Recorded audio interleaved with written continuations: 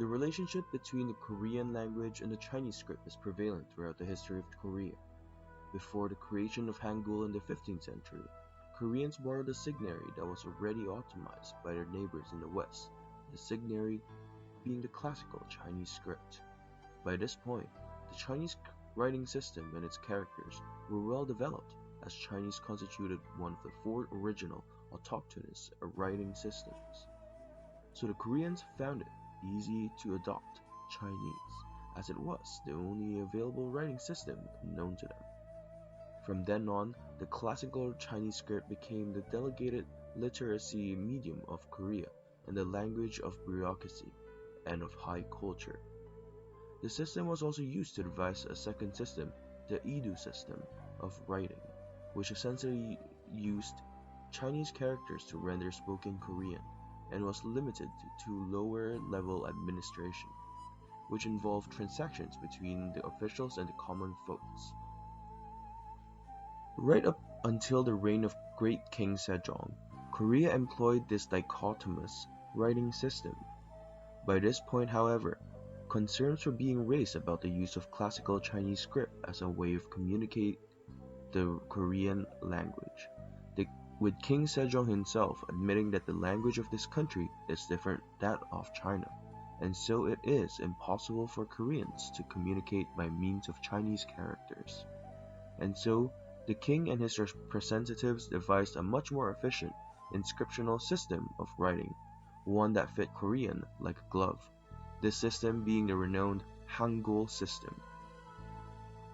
Despite being an innovation of the highest order, Hangul failed to replace Chinese as the literacy language of Koreans for the next 500 years, which is not to say that Hangul was created with the sole intention to replace classical Chinese characters, however. Besides the point, it was only after liberation from the Japanese in 1945 that Hangul was finally recognized and established as the national language by broad sections of Korea. This Hangul, however, is starkly different from the Hangul created by King Sejong, as it had undergone multiple reforms since its invention. We are particularly interested in the reform efforts of the Protestant missionaries, nationalist scholars, and Korean linguists in 18th and 19th century Korea, and wish to answer the following question.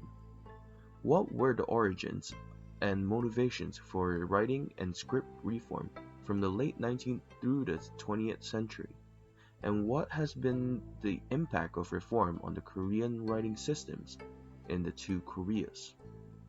We must unfortunately note that there is not a lot of Western research being conducted on this particular topic, and as such, most of our conclusions will be drawn from the scholarly works of Ross King, who pioneered and opened up the topic of Korean script reform in the West. Nevertheless, we have come to conclude that the reform efforts of the three aforementioned groups were motivated by nationalistic goals. We hold that nationalism is the sole motivator behind the great linguistic debates between nationalist Korean scholars and Western missionaries in the turn of the 19th century. It was conducive in the vilified narrative against the use of Chinese characters in Korean's writing system. It served as a lifetime for Korean language societies who underhandedly studied Hangul during the Japanese occupation, and lastly, was a precursor for the linguistic divergence of North and South Korea post-Japanese liberation. To better understand the nationalistic motivations behind Korean script reform in the 19th and 20th century Korea, we must first consider the nature of Hangul's standing within the Korean population leading up to this period. In his paper Path Dependence and the Korean Alphabet, Young Bak Choi stated that Hangul failed to replace both classical Chinese and Edo because of the substantial switching costs of the potential loss of continuity in government records and the useful means of learning things from China. Both were greatly important since China was regarded as the height of civilization in 1500s, from its structure of government to its learning, its rituals, manners, morals, and more. in this sense, the use of demarcations of the gentry from the lower social strata. Adding on to this, Classical Chinese was an imprecise and cumbersome language to learn, and so it was only the elite, educated male, members of the ruling class who were expected to be proficient in it. As such, this elite class rejected Hangul because of its ease of learning, as limited literacy was an integral part of maintaining the privileges of the ruling class. And so government records and transactions between officials and common folk continued to be conducted in Classical Chinese and Yidu respectively. Hangul, on the other hand, was held in low esteem and became a useful tool for women, as they were generally denied opportunities to learn literacy Sinitic. With this background information in mind, let's now take a look at Korea in the turn of the 20th century. By this time, there were two main groups who were interested in the propagation of Hangul to the Korean masses. These two groups being the nationalist scholars by the likes of Chu Si-gyong and the Western Protestant missionaries. King, in his paper, Western Protestant Missionaries and the Origins of Korean Language Modernization, stated that the latter have been nonetheless underestimated on their efforts in promoting the indigenous Korean script. Adding on to this statement, he wrote, "It was the great contribution of Protestantism that demonstrated Hangul's brilliance to the entire world. Although Hangul was not considered the national script of Korea in the mid-1800s, Western missionaries found in Hangul a gem that could not be buried forever, and so they introduced Hangul and the Korean language to Western academia. By the late 1800s, Western research had become quite sophisticated, and echoed their troubled thoughts on the Hangul script to their fellow Western missionaries.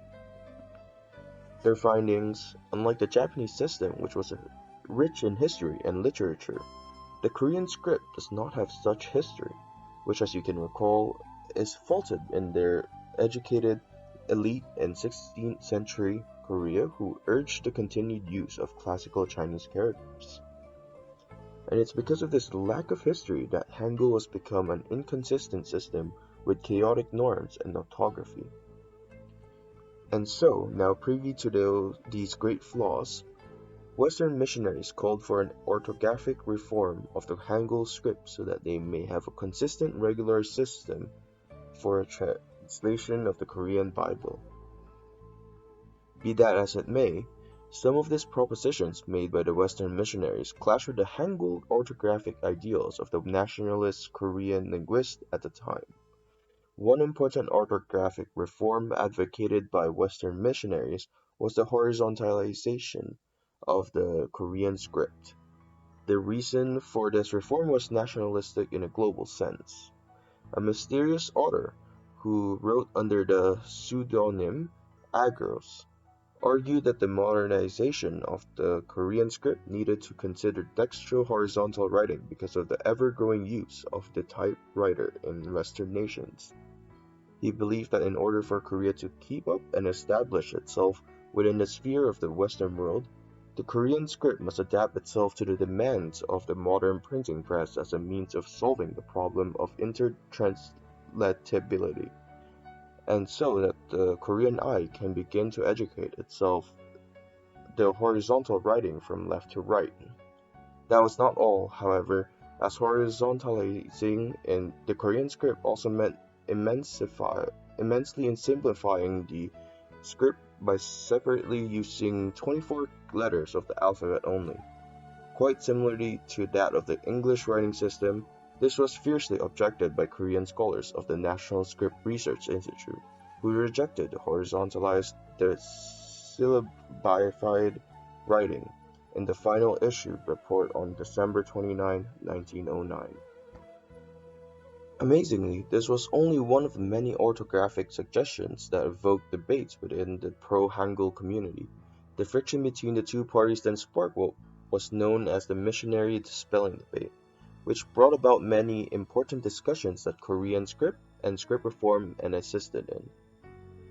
By the end of this enlightened period, nationalist linguistic articles began to transcend past Hangul orthography and started narrowing on broader topics such as the eradication of Chinese characters, such as Korean writing, written by Kang Soon-pil, which came into publication with the conviction that there will be no such thing as genuine education in Korea until the use of native characters, or Hangul, supplanted the use of the Chinese ideography. In essence, Western missionaries and Korean linguists wished to reform the native Korean script as a means to unify and standardize its orthography, despite having clashing views of the ideal Korean orthography and national identity. Both believed that a new standardized system could work as a motor for promoting national Korean unity in the rise of globalization. The days of classical Chinese and Idu were coming to an end in the turn of the 19th century. In its place took the Japanese language and script as the new national Korean language. During the 1910 to 1945, with its absorption of Korea into the Japanese Empire, Korean language and script lost its life. In this time, Korean not only lost Korean language and script, but also was not allowed to use Hanja as well. This absorption of language later became the seed of Korean language nationalism. It was the Korean grammarians and patriots led by Chu Si-kyung who continued to work on Hangul cultivation projects in the wake of Japanese colonial occupation. According to Choi, these educated Koreans began to use Hangul in the belief that it was a means of resisting the Japanese rule and the preserving things that are Korean. This is attributed to the fact that it was during this period that the trichotomous writing system of Korea was being terminated. They formed the Korean Language Society in 1912 and called its new orthography Hanko, Han a Chinese character being Korea, and Kul means a script and writing. They were not the only societies during this period, however, as their projects were vigorously opposed throughout the 1930s by rival linguistic societies as well. However, the efforts of these societies, it was actually the Japanese colonial authorities who put in place the first official modern orthography of native Korean in April 1912. This was less about giving Korea their own script, however, but more of a means to control the progress of Korean language and script itself. Going back to nationalist scholars, the Korean Language Society published a finalized version of its unified orthography, which included Korean native script and departed from traditional spelling practices and was more morphonemic, and utilized incorporated word spacing. Korean language members continued to work doggedly throughout the 1940s on their Great Dictionary of the Korean Language, and were later arrested by Japanese colonial authorities in 1942. Despite granting limited freedoms after 1919 and intensifying construction of liberties beginning in the late 1930s, Korean language had no official status in its own land. Koreans had a few opportunities for formal education in their native tongue.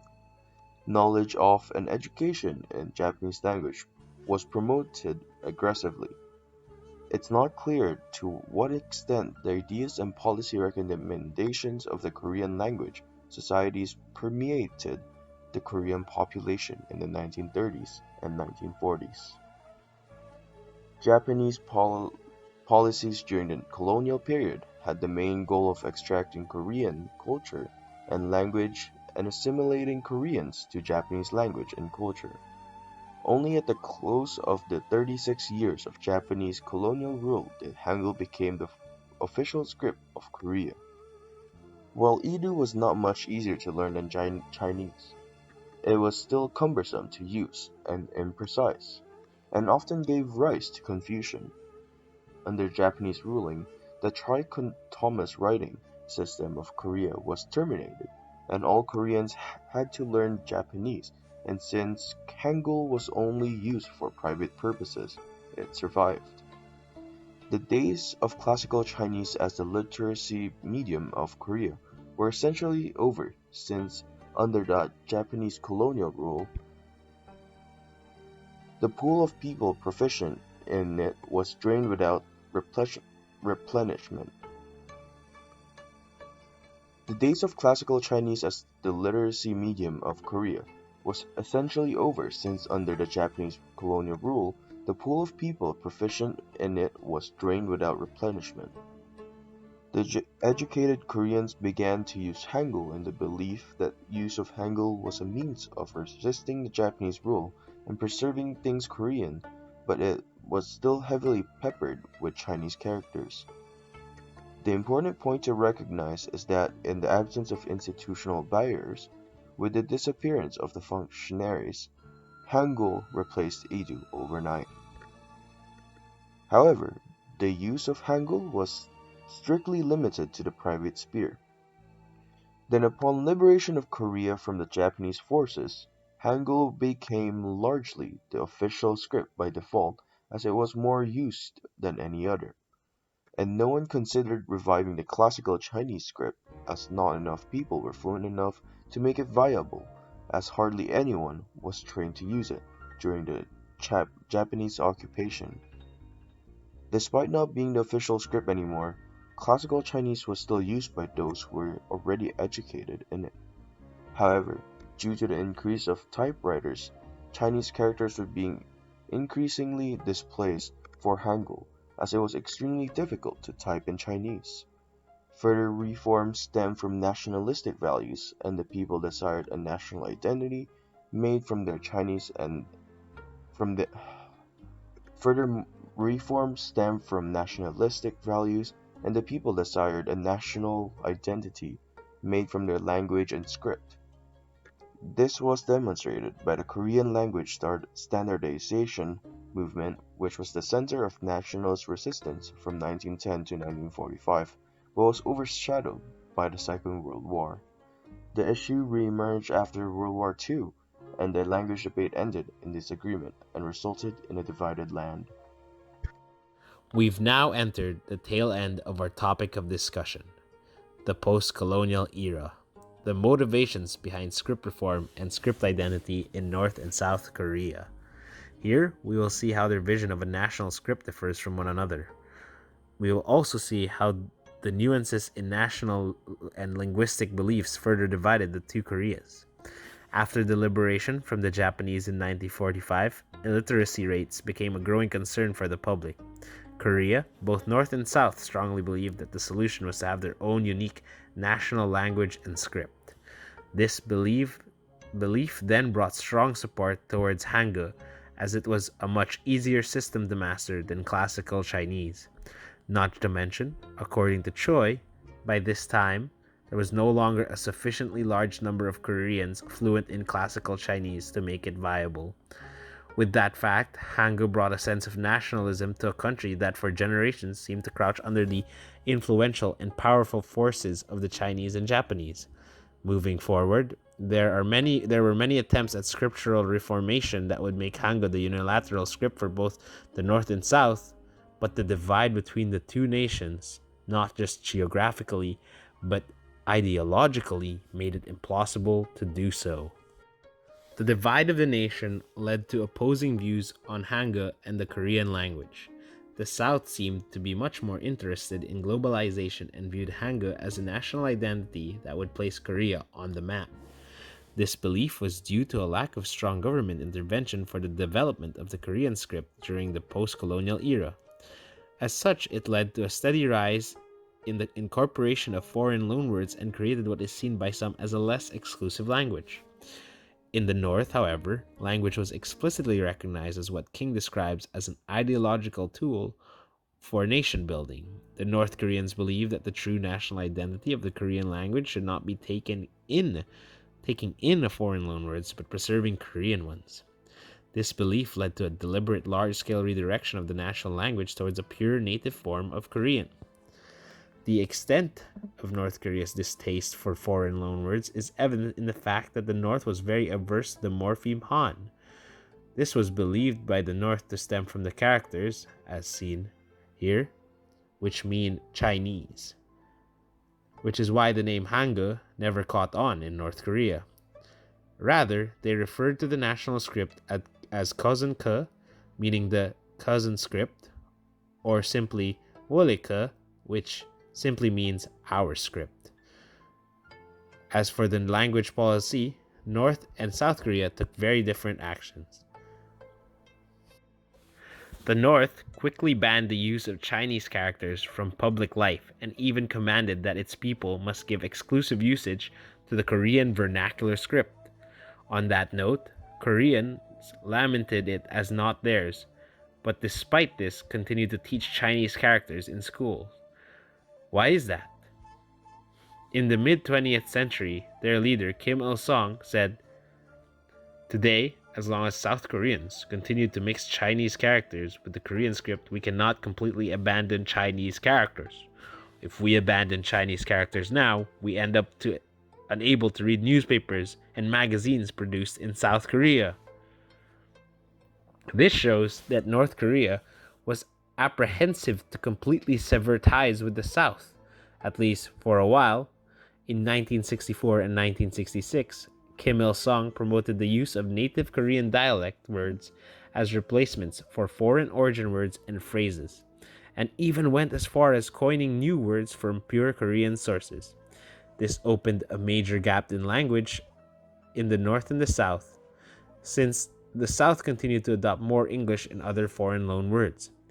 Unlike the North, who purged any individual with former ties to local elites and the Japanese, the U.S. military's officials in the South largely relied upon Japanese-educated elites and officials who were all well-versed in classical Chinese characters. This is why, even practiced in Korean academia today, the South uses Hangul along with Chinese characters, also known as Hanja. However, as time passed, South Korea began to no longer support the Sino-Korean script. Today, there appears to be a new perception of Korean linguistic identity, and it mirrors that closely of North Korea. There is a growing trend in South Korea to view Hanja in a vilified light. They wish to eradicate it and opt for a Hangul-only script. The South Korean movement is being pushed by the same nationalist idea of the early 1900s North Korea.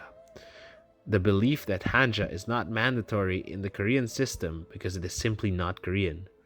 However, scholars such as Jongsok have pushed back on this narrative, arguing Chinese characters borrowed into Korean have unique Sino-Korean pronunciations different from the readings in either Chinese or Japanese, and thus the Sino vocabulary items borrowed from Chinese or Japanese are neither Chinese nor Japanese. They are Korean.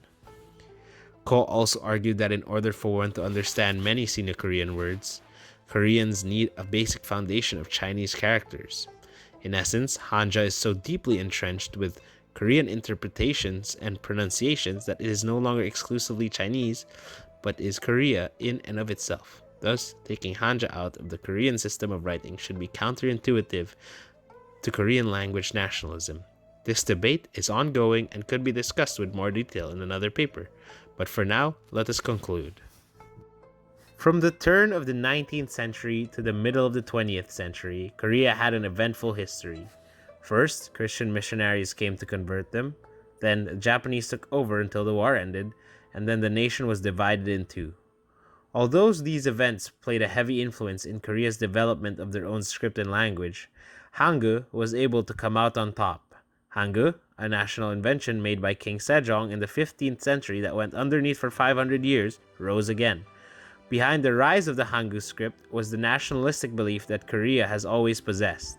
This drove them to undergo numerous reforms to make Hangul their true script. Now, of course, the difference of political ideologies between North Korea and South Korea has impacted their understanding of the script, but that only means that it is not necessarily universal within the region. One can say that although the North and the South use different writing systems, and there are gaps in the language, Hangul is still the script both nations use. Only in the North, they call it Koseongeul. By investigating the history of the Hangul script in the late 19th century as well as into the 20th century, we observed what kind of reform it went through.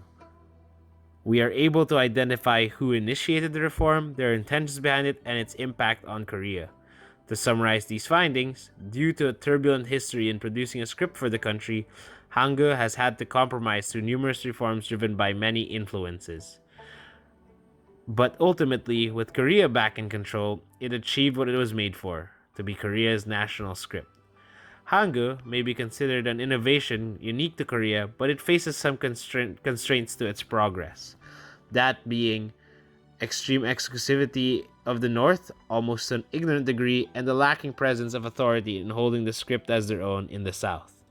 Why this is important to study is because it leads to a better understanding of what writing functions as. Hangul plays a significant role in forming the identity of Korea. The script has always been unique to the region, not country, due to its divide. Although the use of it may be different in the North and the South, it acts as a national identifier, the same way sovereignty needs to be present in any established country.